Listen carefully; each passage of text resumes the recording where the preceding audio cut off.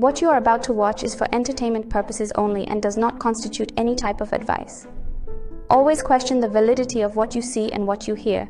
Viewer discretion is advised. Today in Tyranny 160, it will be an eye-opener for you. I will show you how misled the public has become, which in turn is the way that you can implement your regulations in order to sustain power. The two camps that have been prevailing in every political argument for socioeconomic strategies have been capitalism and communism. You have a great advantage with both because both give you the control and the excuses to dictate how the economical environment will run, and then you can simply excuse it with having your regulations for the greater good. But at the end of the day, it is all about the labor market. It is not even about the money, because by now, as you and I know, money is nothing but a monopoly board game strategy. People have played that game since childhood, yet they still haven't figured it out. With capitalism, you have the power over the enterprise in a way that you can dictate policy for compliance, in which a code specifies what must and must not happen. The point is to make business processes challenging, time-consuming, and expensive. This will ensure that only those with enough funds are able to play into it. This is a game that people must pay to play. Those who pay to play will eventually find ways to circumvent the game. You will catch them, find them, and create more regulations, which will make the game even more exclusive. If necessary, appoint new agencies to enforce newly adopted regulations. The whole point is to keep the labor force going, discourage the majority from wanting to scale up into becoming business owners, and those who decide to go into business will have to abide by the regulations that you impose, which in turn will give you further control of how the market runs. If you think that it's difficult to pull off, then you haven't opened your eyes wide enough. Many business practices around the world are the way they are because of where regulation dictates. If anyone asks why they are facing certain requirements, someone will cite the law code, and that will be enough to people shut their mouth and ask no further questions. Even regulators who are well-intended and want to help the public escape poverty and move up in life will just respond by saying that they understand the challenges, and as much as they want to trust the public, they are unable to do anything since their regulation policies are very specific on the requirements. If anyone in the public tries to question that, the regulators can just say that it is to protect the public's interest because at some point someone messed up and resulted in a lawsuit or damage to the public that granted for further regulation to exist. You see, I hope that you're catching on the idea that this is sort of like a chess game where you need to position yourself in a position where you win no matter what happens. If you're too lenient, you're viewed as an enterprise advocate who truly believes that anyone in your country can become rich and should strive for it. Once someone makes a mistake, instead of just holding them responsible, seizing their business, and remove them from their market, you simply work it out with them on how much money they got, which is money to put the courts and attorneys to work. Remember, the whole target is maintaining the labor force because that is the true economy. If they don't have enough money to encourage the court proceeding to work, they will crash and burn, which is good for you because you can use them as an example of how distrustful the public can be, and you will need to step in. If they have money to play into the legal game, then you can play it until all the evidence, chunks of time, and court effort is presented enough to determine what you want to do with the enterprise in question. If they messed up against the public so bad that it is viewed as some criminal, cruel game that endangered the well-being of the public, then you can hold the key people in the enterprise responsible. Drop a decent prison sentence on them, put others on probation, and the rest will become informants to ensure that the enterprise sinks. If they have billions and billions to throw in their defense, perhaps they can get away with it and just have the enterprise as an entity crash and burn.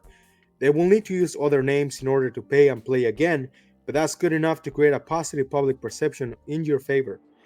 Even if they have enough billions to crank up the labor force at all angles in court, you can televise the events that will lead to their demise with the deterioration of public perception. This is why Big 6 and Big 5 players can become the Big 5 and the Big 4 companies because one of their players fell out of grace because of their own actions. This process can go on until there is a Big 3 or a Big 2, but we must not let it fall under a Big 1 because that would create a perception of monopoly, and they could become so powerful they can overthrow you and they become the big regulator as the public becomes convinced that they are more suitable to dictate what happens in their country since they can run the labor force without you. By having big players compete against each other, it keeps them from focusing in scoring the best position to run the big business without ending up in courtrooms. There will be a few who will not care. They know that they will not live forever, so they will run their schemes that violate your rules and will crash and burn, but will earn large enough portions of money, assets, and properties which they can pass on to their families. Once they fall so far out of compliance that they have to shut down, they will have harnessed so much power that they won't care if they're not able to play the pay and play game. It is a win-win situation for them because they will have successfully exited the game with large wins.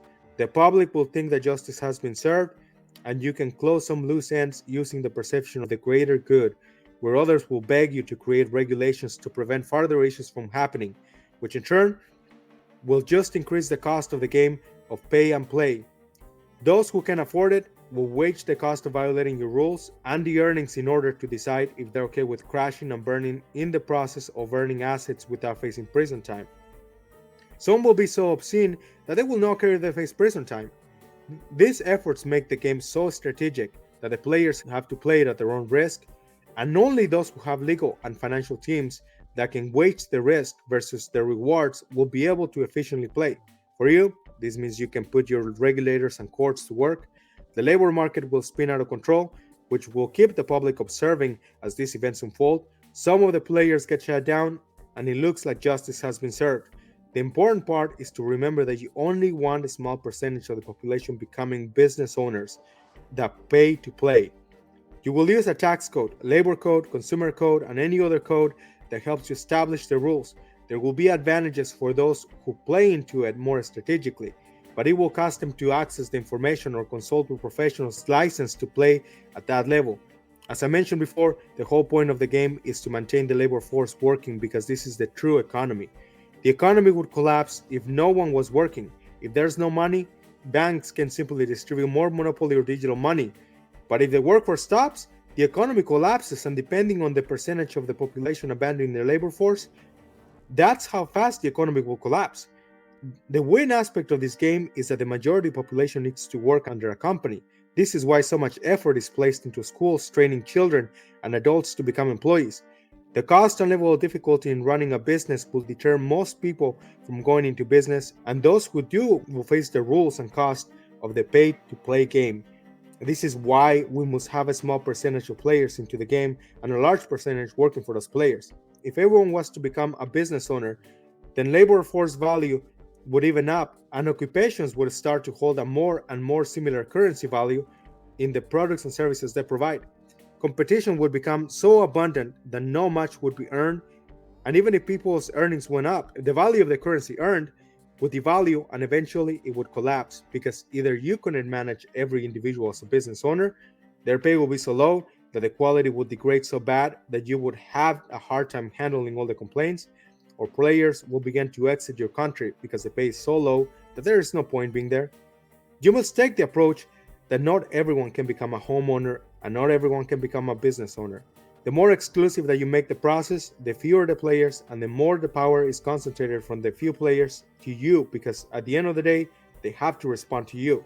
By playing the hand that you're the good guy, you will be allowed to continue to rule since you rule in favor of the people. By using ideas that sound democratic, entrepreneurial, and freedom-based, such as free enterprise, where people can make their own choices, it gives you a huge advantage. You can grant the population an illusion of freedom that does not exist. People will go out of their way and express a sense of patriotism that will pledge loyalty to you.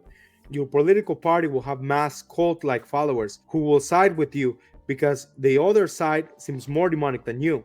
You see, in order to maintain everyone compliant and under your rule, they must think that they are free. They must be distracted from asking questions about why your regulations exist. Anything that you can excuse in the name of the greater good will maintain people under your thumb following your rules. Two great examples that I can present to you are the idea that what is done in court is in the best interest of the child, even though it is not. As you know, family courts are notorious for treating children as property, and the property owners become the custodial parent, while the other parent becomes nothing but a mere visitor. horrendous things get done in those courts, and all justified with the simple phrase "in the best interest of the child."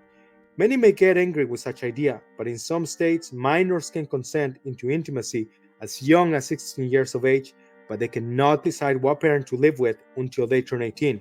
Do you think that's a flaw or a mistake that the courts haven't caught on? Not at all. It is all by design, and for a very good reason, because it enforces regulation, keeps the visiting parent working until the children turn 18 years of age in order to pay the owner of the children or custodial parent, and leaves them just enough to continue to pay in order to play. If they opt out of the game of parenting, someone will shame them and call them names such as deadbeat parent, usually deadbeat dad, because we know which gender is more likely to comply with orders and work hard. Plus, it looks more publicly acceptable to have the man pay the bill. I don't care if so much gets done to enforce and favor feminism, because even those who abide by the feminist cult will be okay with the man paying for the support and leave them next to no access. They will excuse the scenario by saying that men have ruled for too long, so they should pay for once, not realizing that men have been paying when traditional families were enforced by sustaining the family. Under the court and what the movement views as justice, they will continue to pay. In cases where the woman has to pay for support and the man is forced to care for the child, it will be viewed as oppression, and the two genders will continue to be at odds against each other. You see, this is your target, to ensure that people are distracted by being at odds against each other.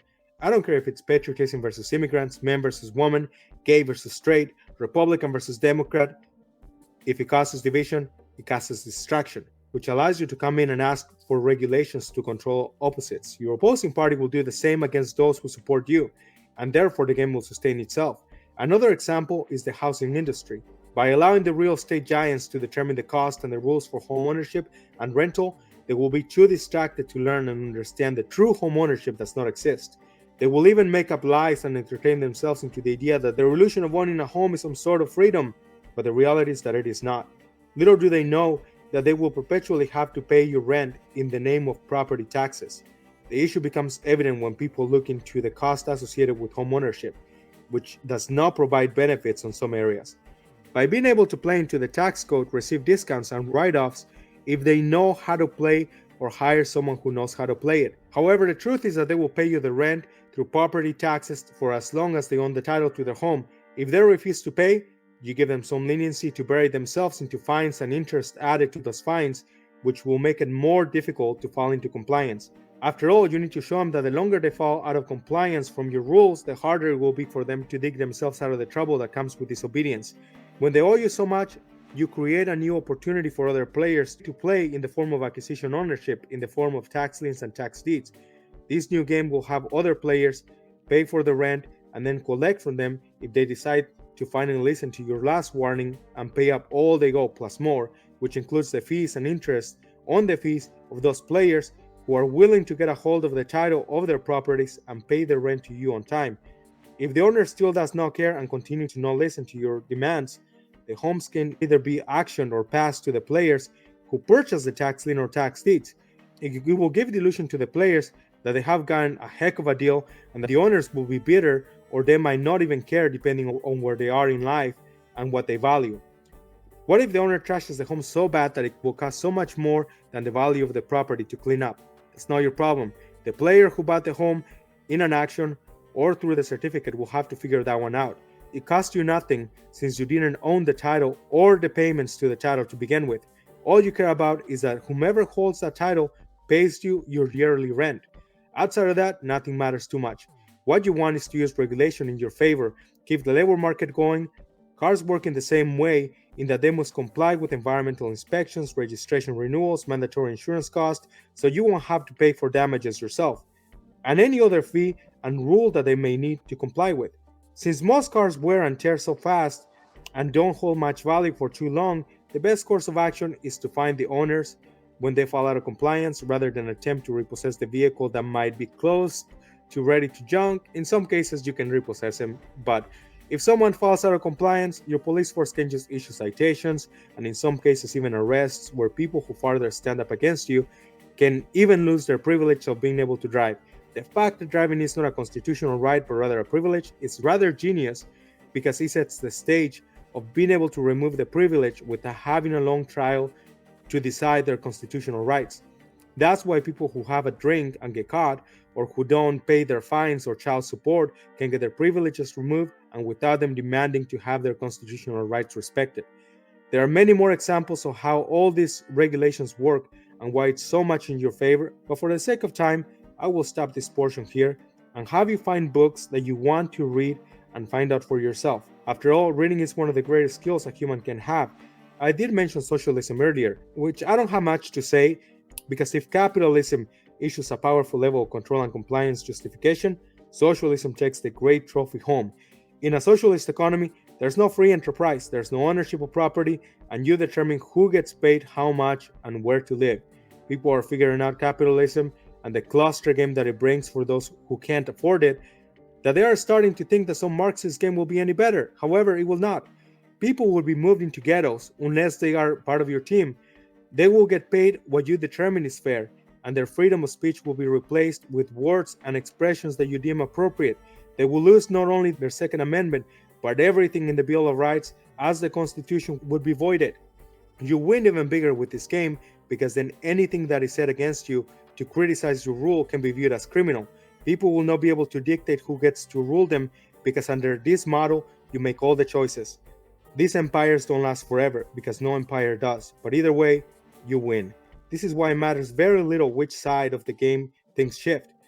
Even the idea of abolishing you and your team will lead to some other power dominating the new game, but that's a discussion for another class, where I will set a case against anarchism and why abolishing government will not work in favor of anyone either.